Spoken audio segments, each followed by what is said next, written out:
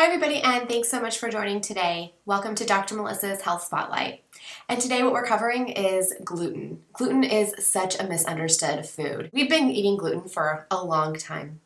But applying science to our food sources has again duped the human race. Although gluten is not technically genetically modified, there are ways that gluten has been tampered with, one of which is called hybridization, and the other is called deamination. Big words, they're not incentivizing to me, so let me break this down to you so that it makes sense. 70% of our immune system lives in our digestive tract, and that development inside our bodies was actually developed for survival reasons.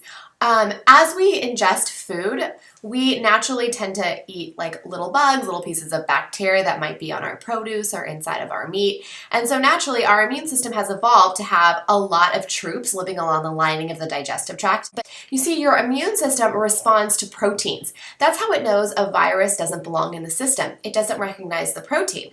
That's how it knows a bacteria doesn't belong in the system. It doesn't recognize the protein.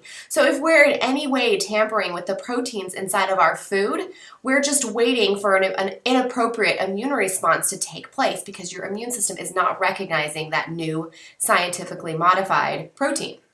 So let's talk about what hybridization is. Hybridization creates a new protein by combining different strains of wheat. And it's actually thought to be that the protein combination of gluten is changed by about 5%, which is quite a bit. So with this hybridization of the wheat, we've ultimately created what some refer to as a new wheat. And so of course your immune system isn't necessarily going to recognize that new combination of protein. Have I lost you yet with all of the sciencey stuff? I sure hope not, because this next part is really, really important. Deamination is a food processing technique that uses acids and enzymes to make gluten more water soluble. What this does is it actually makes it so that gluten is much more workable when combining the wheat products with other types of foods.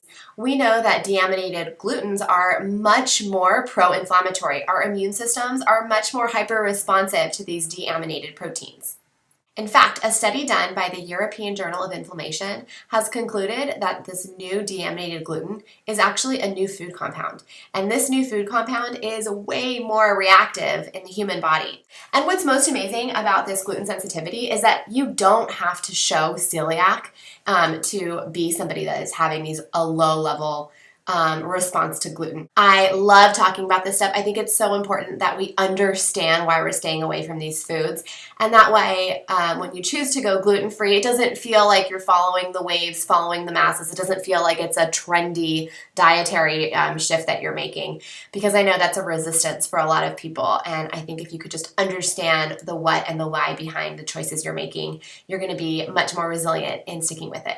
So thank you so much for watching. If you have any gluten-free recipes or tips and tricks on how to stay gluten-free, I would love to hear from you. Please feel free to share your comments in the sections below. Thank you so much for joining us, and we'll see you next week on Dr. Melissa's Health Spotlight.